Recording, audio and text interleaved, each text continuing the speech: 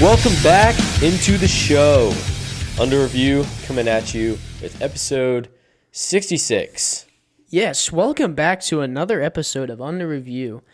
Another NFL doozy for you where we will discuss some overall trades that have been going on in this offseason thus far. Yeah, we haven't had a crazy free agency, but there's some things that have happened that are noteworthy, things to talk about. We will give our opinions on that.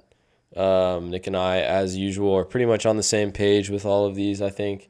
But first, welcome in.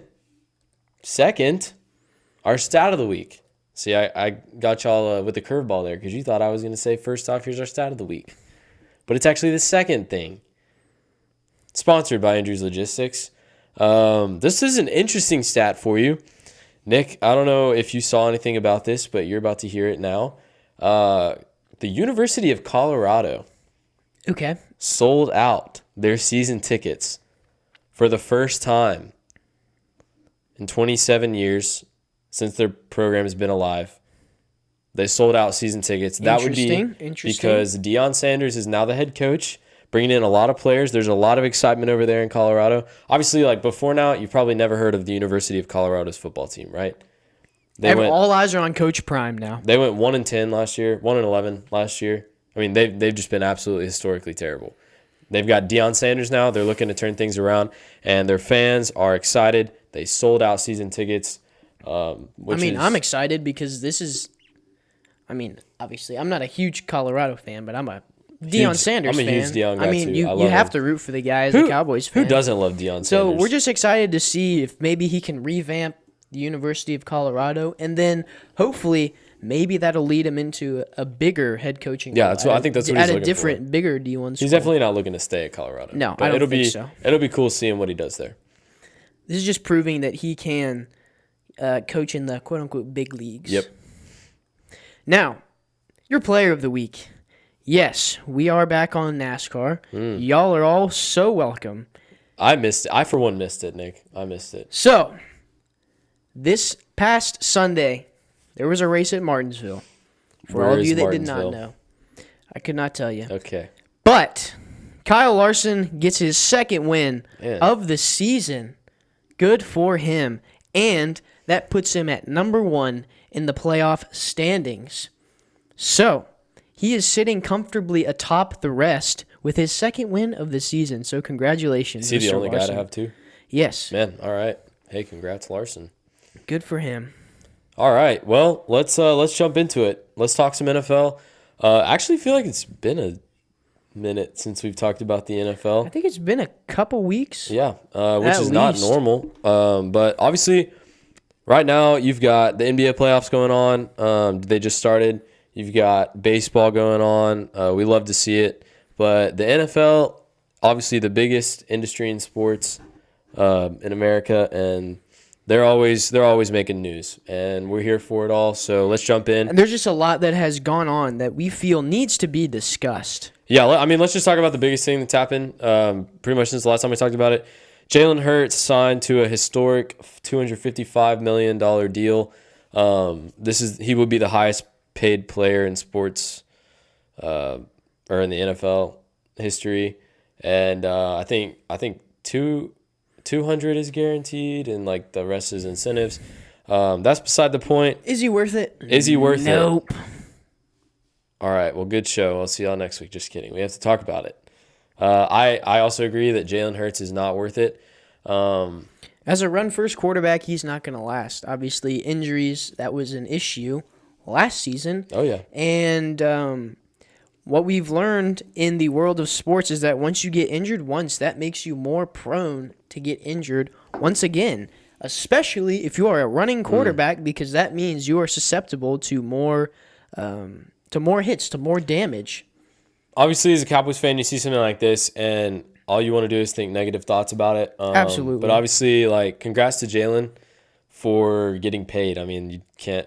I mean, you have to be happy for the guy. As a player, you have to get your bag, so that's understandable. But I will say, I don't think that he was worth a historic contract either. Jalen, Hurts. It's like the Lamar Jackson thing that we've talked about. The Ravens are having a hard time signing Lamar Jackson. Why? Because he keeps getting injured, and every injury is worse than the one before. And that's what you see with running quarterbacks, is they deteriorate over time because they're using so much of their athleticism every single game while running, taking all these hits that quarterbacks, you want to have longevity as a quarterback, you can't run. Which, yeah, Jalen Hurts might be solid again next season, but long term, do I think he will be able to maintain that same level of play? I don't. I honestly do not. I think injuries are going to become a factor, and then that's ultimately going to be the downfall. I mean, we saw it this year. He had a shoulder injury where he was running. Somebody tackled him, fell on his shoulder weird. Missed a couple of games. They lost both of those games. Almost lost the number 1 seed, and they were worried about him for playoffs. And stuff like that, it doesn't just go away. So they go out. And I also,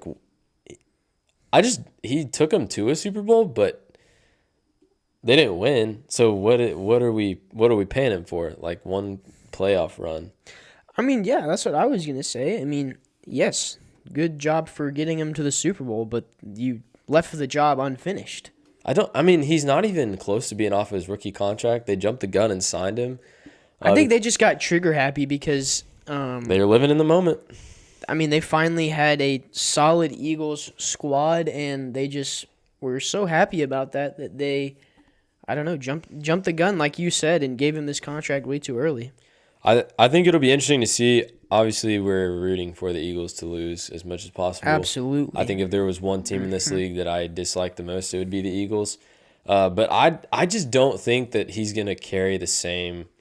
I don't think they're going to be. So, also what he showed is, and what we talked about all season is he's not clutch.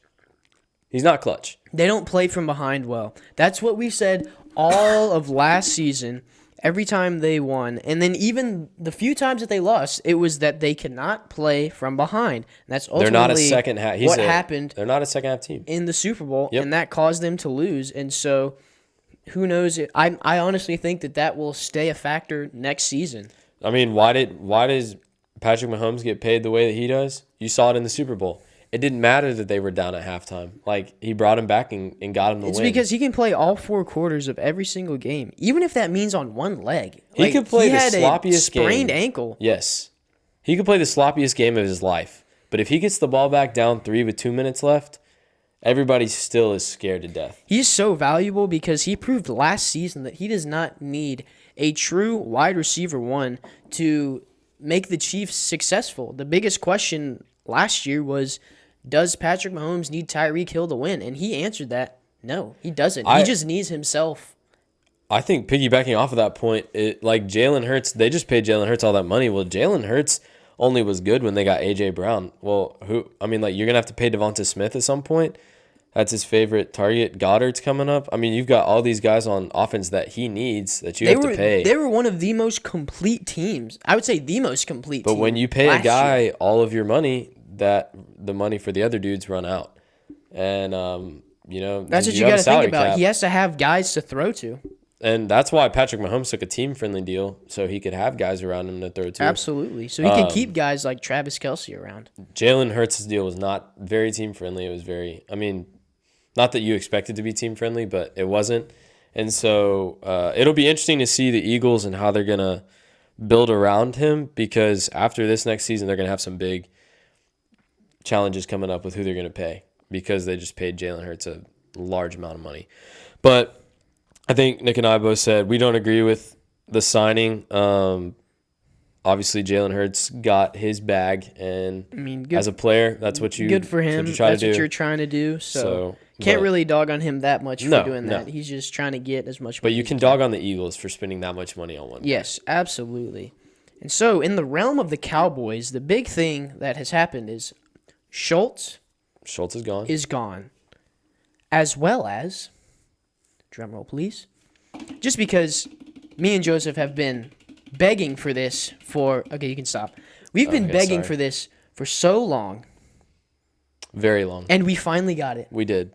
Ezekiel Elliott he was cut. Gone.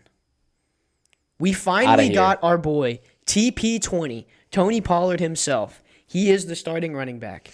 Thank you so much. And we got Ronald Jones behind him, who is essentially the same running back as Zeke for a lot less money, which is what we've been advocating for a while. Not for Ronald Jones, but just for like a cheaper running back who does the exact same thing. I was going to say the exact same thing. The biggest problem was not necessarily Zeke's skill level. I mean, he's a dog on the goal line. Back. When you need 1, 2, or 3 yards, you give it to Zeke, and he can get those 1, 2, or 3 yards. But he was way too expensive for that. And now he's like one of the highest paid in the league. We have the same guy who can do the exact same job, but like Joseph said, he is a lot cheaper. So that was great news for the Cowboys. And we acquired Brandon Cooks from the Houston Texans. They're like, throw a little cherry on top. Just put a little cherry on top. Let's get Brandon Cooks. I have heard some people go as far to say that Brandon Cooks will not be a factor in the Cowboys offense, and I am just inclined to disagree with Brandon that Cooks statement. is a beast. I was very happy. He was one of the only good players on the Houston Texans roster of the last few years, and he's been looking to get out. Yes, for a while. Absolutely. So I think he's going to be just super happy. He's a viable wide receiver, too. I think he's going to be aggressive. He's finally on a team that can win something. Absolutely. I mean, he's been wanting to win for a while. Yes. And, yeah, great number 2. Obviously, CD signified his place as the number 1. But, like we saw last week, we just didn't have a number 2 to throw to him. And Gallup was hurt. Noah Brown had some stone hands a few times last season, and I mean, who knows? And then with the tight end role, I am a huge fan of Jake Ferguson. Okay, same here. We saw some good things from him last year. Okay, what I'm thinking about, what comes first to my mind is that 50-yard run he had on Thanksgiving Day against the Giants, where he just absolutely shows off his athleticism and hurdles a guy, and then proceeds to run for tight about end. 30 more. A tight end. Tight ends don't agile hurdle. As a mongoose. They don't hurdle. Hurdles a guy and then proceeds to run for about 30 more yards. I think Jake Ferguson will be a solid, viable tight end option. I'll go a step further. I think Jake Ferguson will be better than Dalton Schultz. I mean, we've said that Dalton Schultz is a fumbling machine. And what we talked about off camera is, yes, Dalton Schultz was solid, but we think he was a product of the situation that he was in. It was more that Dalton Schultz was down here, and our offense was able to bring him up here rather than him being above and bringing the offense up with him. And I think Jake Ferguson will play a better role than Dalton Schultz will. I agree, and he'll be in the same offense. So he's set up for success. The Cowboys have always been, ever since like Jason Witten, we've always been very tight end. Now, obviously, I'm not going to lie to you and act like he's going to be the same level as Travis Kelce because that's unrealistic, I know that's not what we need. I know that's not going to happen, but we just need a good, solid red zone threat. Like, that's all that Dalton Schultz was. And the guy behind him. It was just a 10-yard turnaround, you know? Hendershot, he's good, too. He was pretty good, too. So, I mean, like, we didn't need to go paying a tight end a ridiculous amount of money when we have 2 cheaper ones behind him. And they're just as good, if not better. I thought it was a good idea. Like, I thought franchise tagging Dalton Schultz was okay because we got another good, solid season out of him. Brought up Jake Ferguson, kind of developed him behind Dalton Schultz, and now, boom, he'll be ready for number 1 this next season. I got to say, and I know it's early in the offseason, I think Nick agrees with me, we have not disagreed with any of the moves made by the Cowboys this offseason.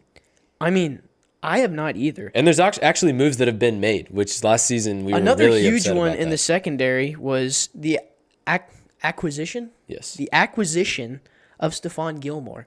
Right? That is very true. Indianapolis Colts. Huge signing. I mean, he's a little seasoned, but he is still a solid corner. And we need him. Also, we need him. The Cowboys secondary has been a struggling.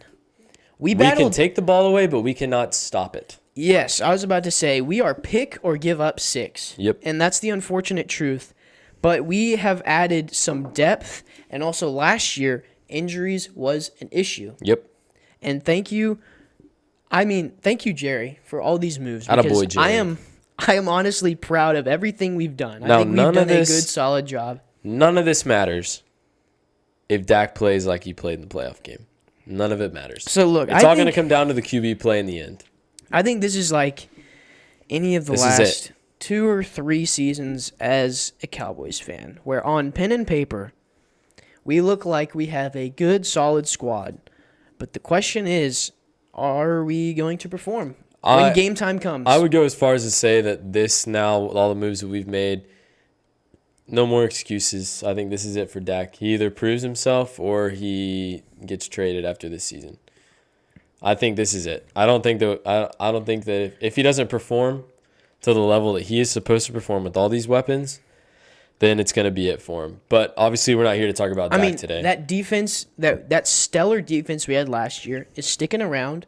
And we, like we mentioned with Stephon Gilmore, we bolted up just a tad in the places that were weak. So he's getting the same stud defense that can hold offenses to a minimum and force turnovers. So the question is Dak going to perform? And we hope he does. But the Cowboys, like we said, they've made some great offseason moves so far. And we haven't really talked about them, but we're super pumped for the guys that we've added. And we think they'll help us a lot.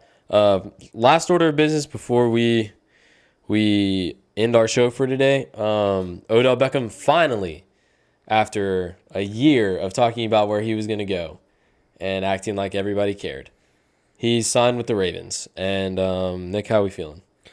I mean, I'm not the biggest Odell fan. As a Cowboys fan, yep. I've never been too high on Odell. Obviously, I think talent. Well, he helped the Ravens.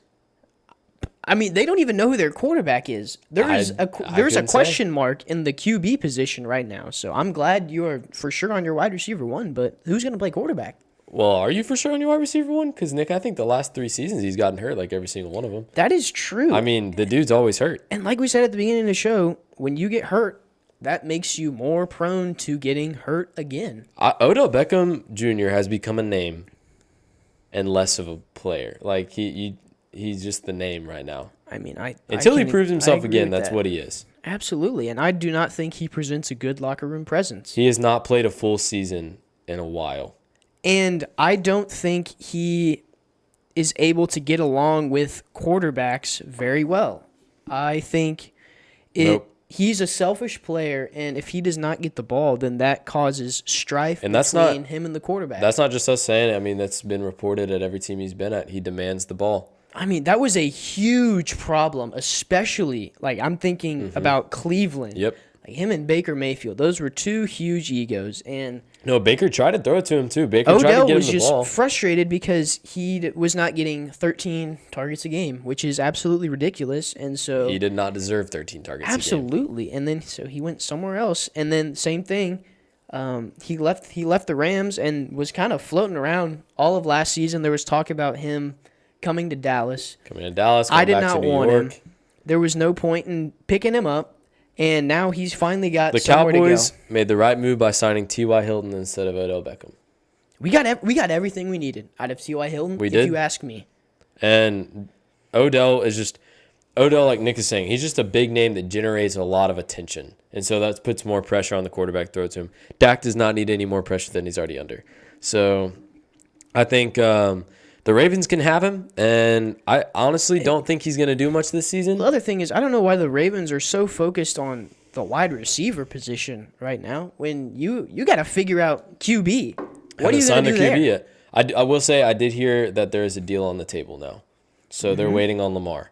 But it's tough because Lamar has no agent. So we've talked about that before. He is very unhappy with Baltimore right now, so I'm not sure how that will Even if Lamar does re-sign with Baltimore, I don't think Odell being there is going to change anything. So that's not a guaranteed wide receiver because one. Here's the other thing. Like we said, Odell gets frustrated when he does not get the ball. Well, Lamar Jackson is a run-first quarterback. He is. Which means that, guess what, Odell, you are not first priority when you're on the field. And I'll just say, he's either hurt or he's frustrated. He really is not ever There's really content. no in between. Yeah. So if he's on the field, he's mad. And I'll say it again. He does not present a good locker room presence. He does not. But he signed so we can, finally stop talking about it because it's been a while. Absolutely. I don't think that strengthens the Ravens whatsoever. Nope. But I'm just glad it wasn't us. Good for Odell for finally going somewhere. I guess so. Well, here's where I like to end our shows on Under Review. I have brought you a quote from the Patrick Mahomes. Every experience, good or bad, you have to learn from. And that's the truth. That is the truth. So take that in with you this week, and we will see you next week here on Under Review. Thanks for listening.